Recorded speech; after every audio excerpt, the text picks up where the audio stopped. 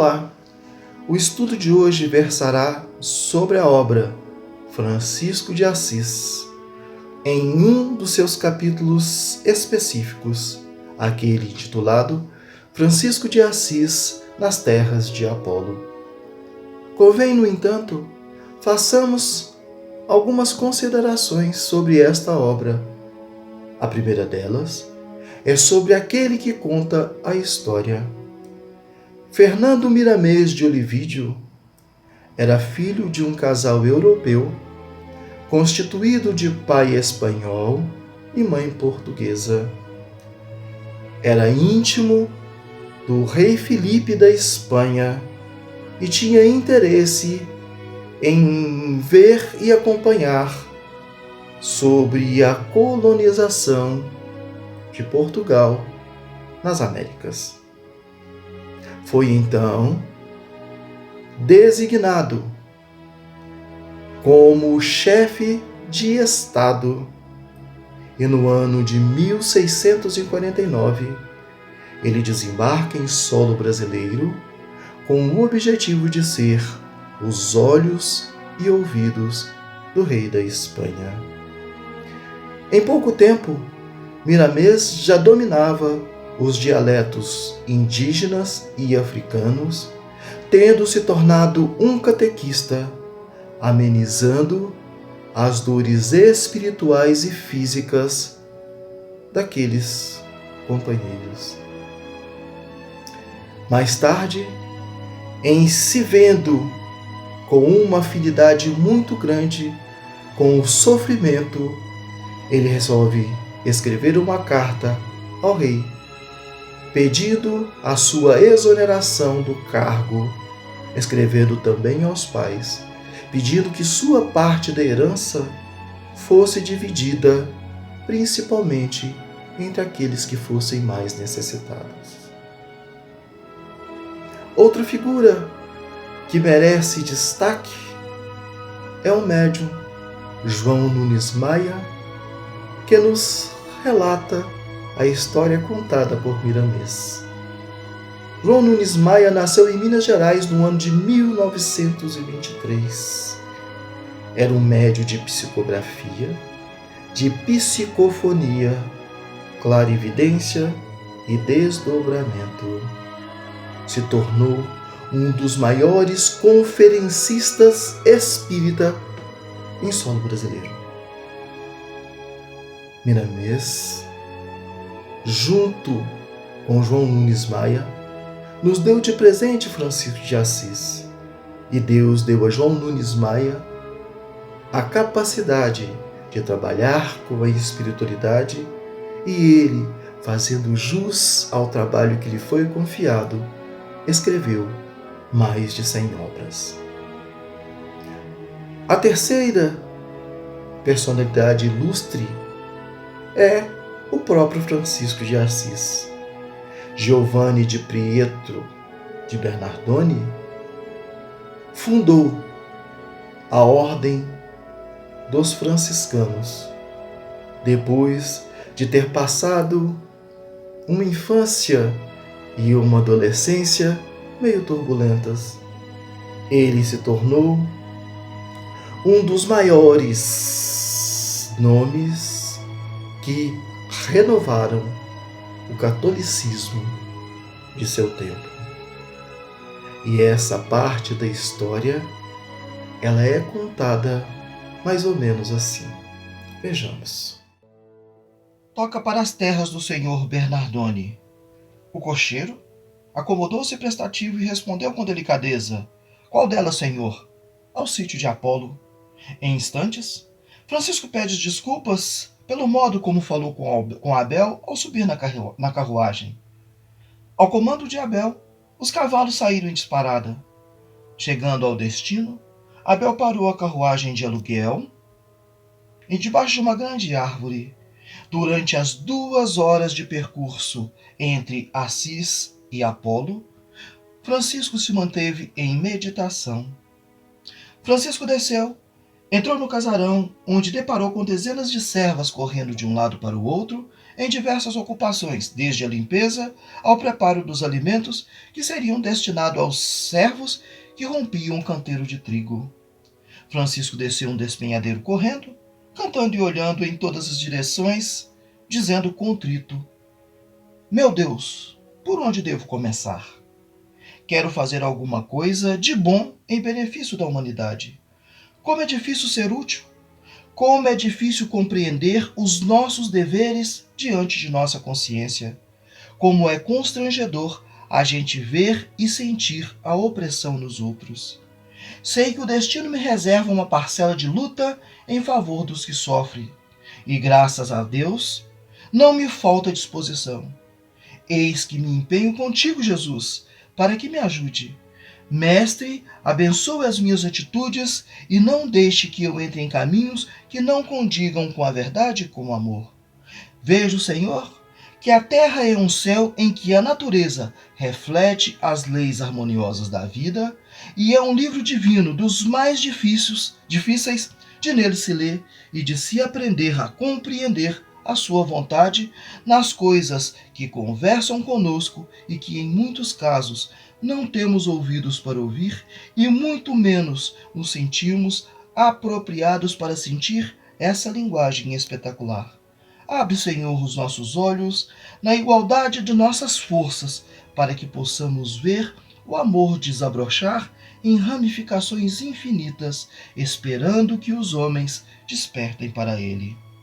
Ao parar, Francisco presenciou um episódio constrangedor.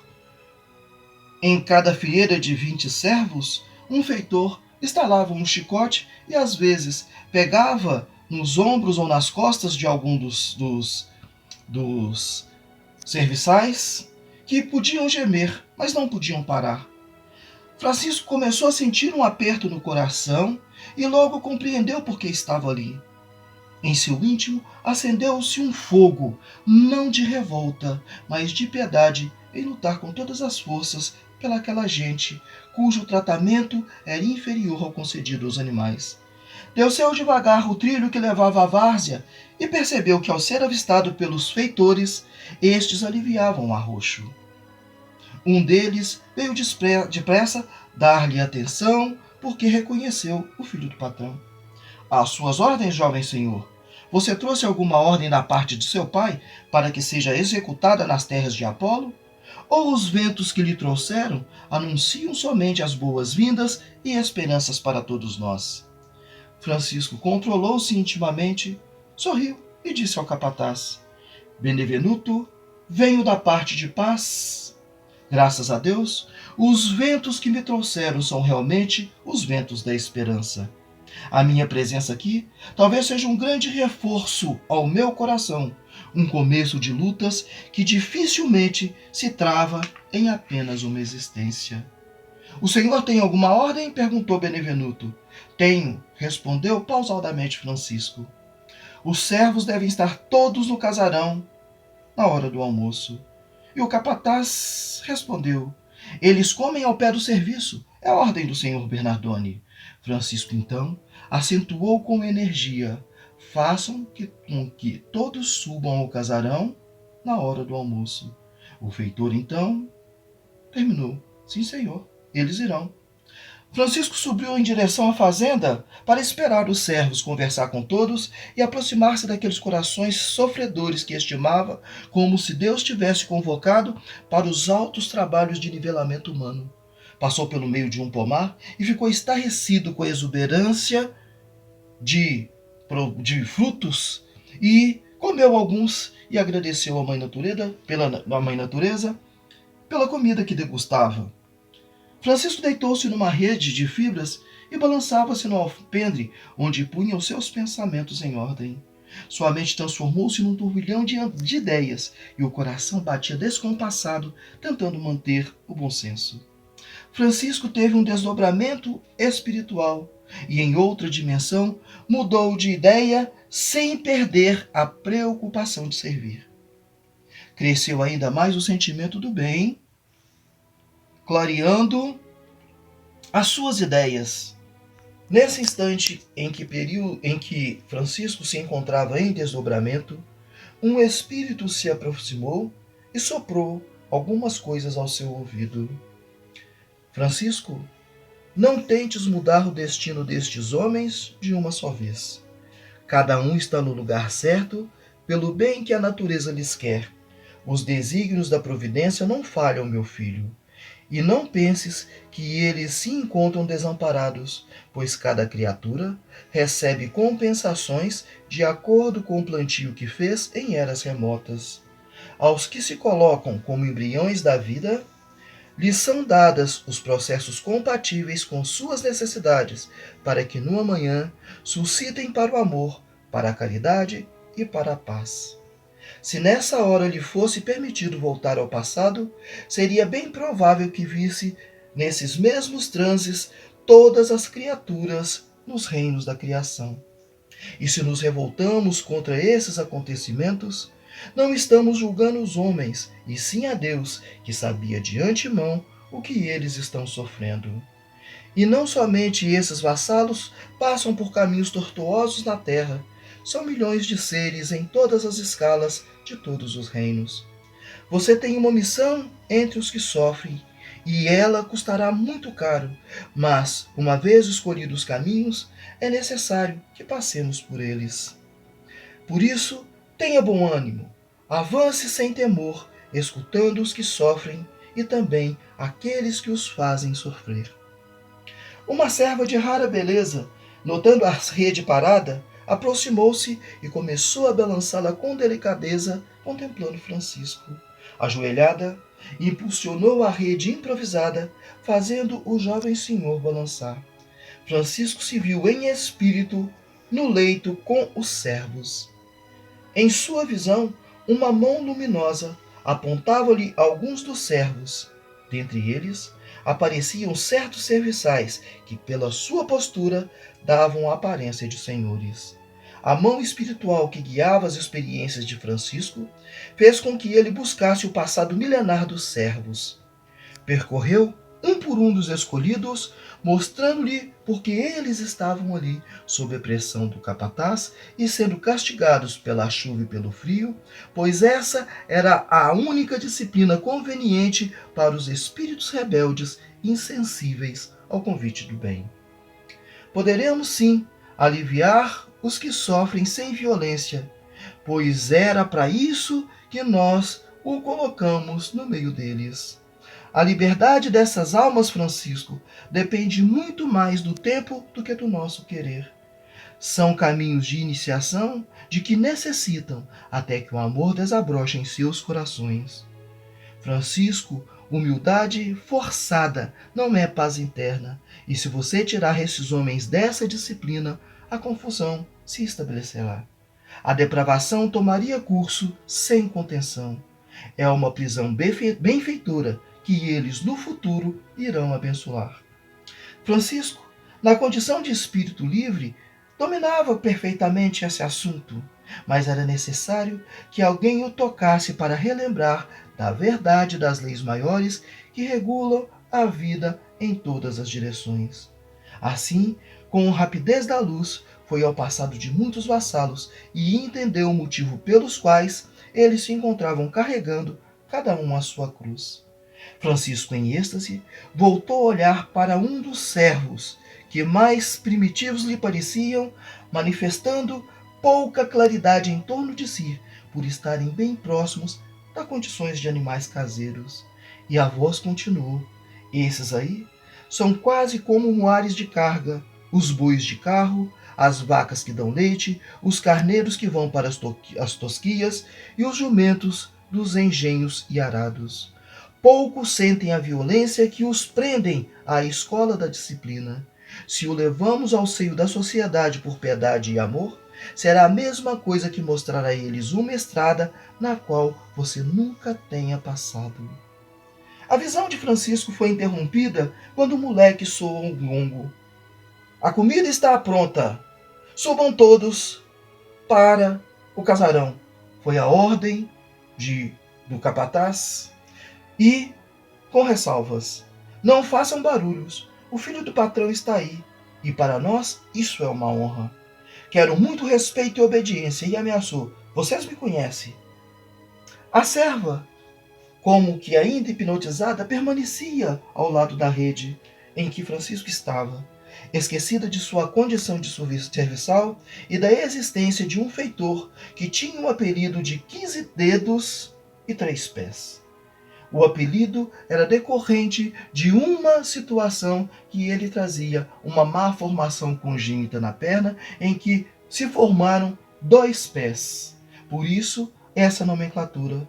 E todas as vezes que este servo, que esse capataz, via alguém rindo, se ele imaginasse ou desconfiasse que eles estavam rindo da sua moléstia, ele automaticamente os açoitava, podendo até matá-los. A criada assustou-se com a mão do feitor que a puxava no ombro e fez com que ela se desligasse, se desprendesse da rede. Ela, para não assustar o patrão, evitou gritar. No impulso, Francisco acordou assustado ao notar quanto tempo se passara sem que percebesse, e saltando agilmente da rede, fez com que o feitor o reparasse. O feitor, então, dirige-se a ele falando que aquela escrava estava ao lado da rede e certamente queria roubar-lhe alguma coisa. E esse capataz pede perdão ao Senhor e pede permissão para que a criada ela possa ser castigada. E Francisco, com muita docilidade, responde: Benevenuto, não posso permitir que a castigue antes de ouvi-la, pois o senhor Bernardone a colocou aqui para os seus serviços. A justiça é coisa séria. Nela devo pensar em primeiro lugar. Francisco tomou a criada pela mão e ela, cabisbaixa, sem coragem de se defender, pois o feitor não tirava os olhos dela, ela caminhava ao lado do Francisco sem dizer uma palavra. Francisco deu ordens para servir a comida e ordenou aos feitores que deixassem os servos à vontade. Tão à vontade eles ficaram que depois da comida começaram a cantar e a sapatear como se fosse um folclore. Francisco viu naquela brincadeira parte da alegria que deveria ser dada aos homens sem teto, sem família e sem lar. A vida dos servos era compatível com a dos animais. Em seguida, Francisco voltou para a rede, levando consigo a criada, que, tremendo, pôs-se ao seu lado, sabendo que tão logo ele saísse, ela teria contas a acertar com Benevenuto, que há vários dias havia feito propostas indecorosas a ela, que as recusou. Francisco perguntou: Fole, por que você veio mover a rede em que eu estava deitado, sem que fosse mandada ou que eu pedisse a sua presença? Ela baixou novamente a cabeça, procurando uma forma de responder, e acabou dizendo que sentiu o impulso de protegê-lo. Francisco viu sinceridade em seu rosto. Ela levantou a cabeça e falou sorrindo: Senhor, ninguém mandou-me fazer o que fiz. Foi ideia minha. Peço que não me maltrate. Vi o Senhor dormindo e senti que devia protegê-lo. Não podendo nada oferecê-lo a não ser a minha presença como escrava, senti grande alegria como nunca tive na vida. Eu sabia estar correndo grande perigo de ser vista pelo capataz Benevenuto, homem bruto e sem coração. No entanto, compensava o prazer que sentia de estar ao seu lado. Por ser tão bela, Benevenuto perseguia Fole há muito tempo e ela o temia pela brutalidade. Francisco gostou da conversa da serva, ao que disse: Minha filha, você tem instrução? Ela respondeu: Sim, senhor. Tenho pouca idade. Na verdade, ela tinha 16 anos, porém a minha mãe não descuidou de me fazer cristã. E por saber mais do que os outros, é que sou muito maltratada e os escravos e capatazes me perseguem de forma brutal. Mas o que fazer contra tanta gente? Perdi minha mãe e não conheci meu pai. Somente sei que ele era um homem de grandes negócios. Da noite para o dia, a nossa casa foi invadida pelos templários negros. Minha mãe foi abatida e eu levada e vendida no mercado de escravos. Restou-me obedecer e chorar, nada mais. Ela disse também a Francisco que seu coração havia visto nele um homem bom e que ela sabia que se ele não a tirasse dali, ela, no outro dia, já teria sofrido várias agressões físicas e morais. Pedindo desculpas, a serva levantou-se, mas Francisco pediu a ela que ficasse. Fole, conheço o seu drama. A sua consciência manifesta sinais de independência e o teu coração anseia por amor. Da minha parte, você irá comigo para Assis, onde minha mãe e Jarla vão recebê-la com muito amor, e tenho certeza que, pela afinidade e seu saber, você será feliz. Quanto a mim, serei o irmão que vai lutar em seu favor. Pelo que sinto, o seu mundo interno nunca perderá o clima de paz e consciência. A serva chorava de alegria. Francisco era para ela a salvação. Ela tinha certeza que se ficasse ali, não sobreviveria. Fole olhou para Francisco com tanta ternura e, como silenciosa resposta de gratidão, chorava. Francisco, emocionado, passou a chorar também.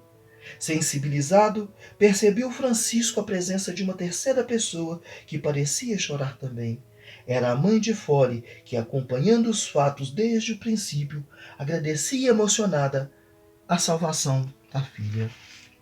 Os feitores estavam inquietos pelo horário e o serviço atrasado. Já havia horas de descanso, mas como falar isso com o patrão? Seria uma falta de respeito. Francisco estava ali na qualidade de senhor.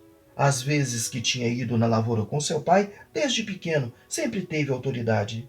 Francisco passou para o pátio com Fole e começou a conversar com os servos, dando a eles toda a liberdade para perguntar sobre o que quisessem. E eles, assentados no chão, sorriam com as ideias modificadas sobre os motivos da visita do jovem patrão às terras de Apolo. Conversou com mais de uma centena de escravos, ouvindo cada um em particular, sabendo de suas histórias, desencantos e de suas esperanças. Naquele dia, os serviçais não voltaram ao trabalho. Alguns dos servos cantavam para Francisco, sem se lembrarem que no outro dia estariam no inferno maior. Como irmãos, filhos do mesmo Deus, festejavam as bodas de esperança dos homens em cativeiro. Os homens respiravam, pelo menos naquela hora, os ares de liberdade. Somente entre os capatazes reinava o constrangimento. E Francisco falou na presença de todos: não maltratem estes homens, pois são como nós outros, filhos de Deus. Exijam deles somente trabalho, que é dever de cada criatura. Ofertem-lhes regalias compatíveis com o labor de cada dia. Quando doentes, façam-nos descansar e cuidem de tratá-los com humanidade. Sejam amigos deles, procurando compreender que a vida pertence a todos. Então, essa foi a síntese deste capítulo, que convida-nos a ler ou a reler toda a história.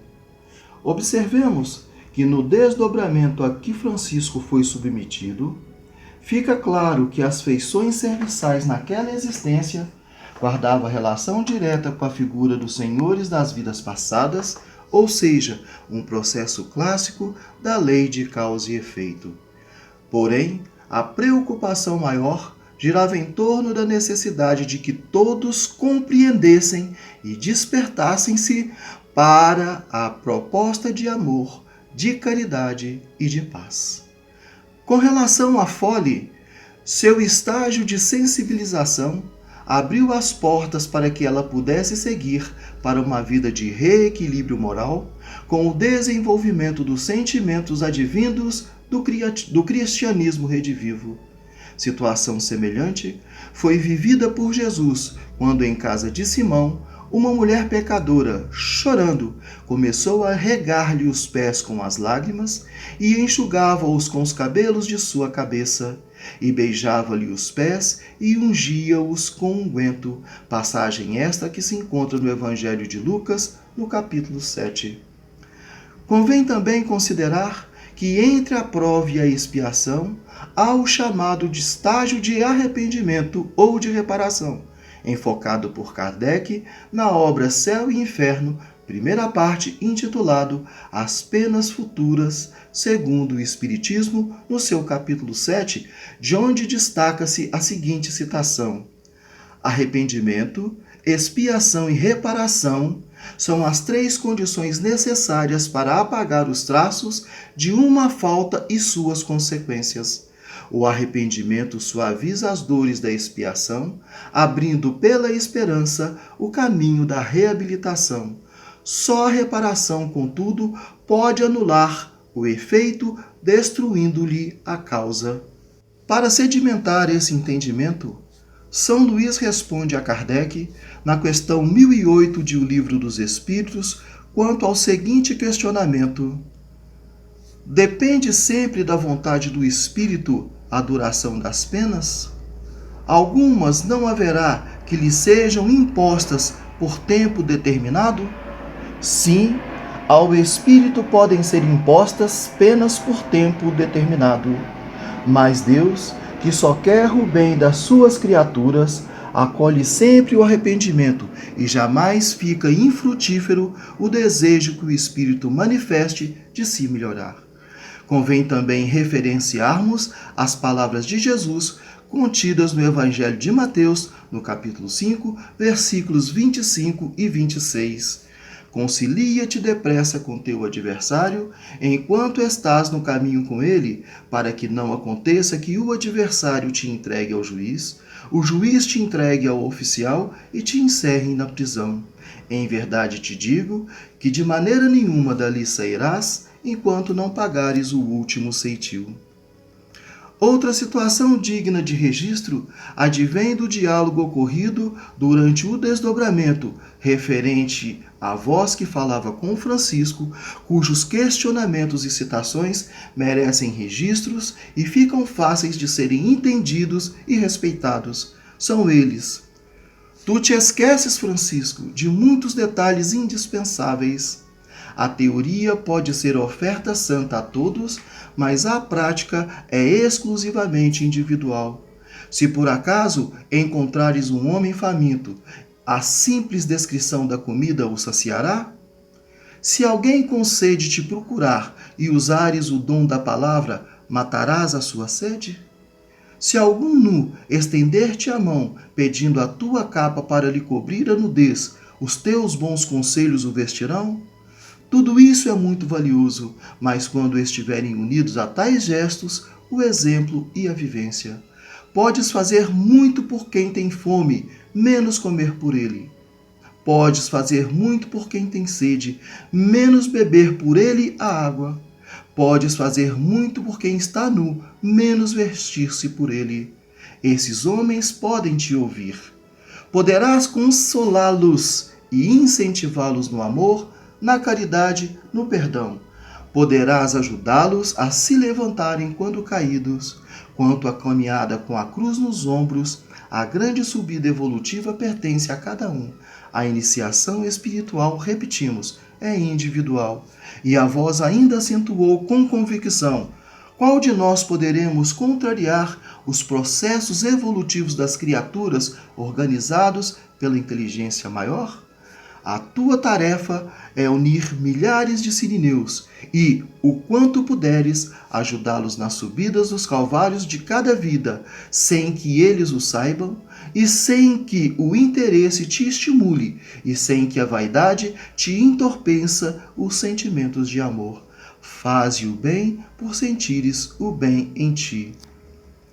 Finalizando, com relação ao filho de Bernardone, convém ainda mencionar que a opção de Francisco pelos humildes teve origens bem definidas, advindas da vivência no apostolado do Cristo, na figura de João o Evangelista e no amor fraterno e incondicional de Maria, a mãe de Jesus, com quem teve a santa e abençoada oportunidade de fundar a Casa da Mãe Santíssima, situação descrita no capítulo 30 da obra A Boa Nova, ditada pelo espírito de Humberto de Campos, com psicografia de Francisco Cândido Xavier. E assim, encerramos mais um estudo, agradecendo a Deus pela bendita oportunidade de aprendizado e crescimento espiritual. Afinal, a vida só tem sentido se nós crescermos no amor e na fraternidade, seguindo os passos e os exemplos deixados pelo Mestre Jesus. Paz e luz, e que Jesus nos abençoe hoje e sempre.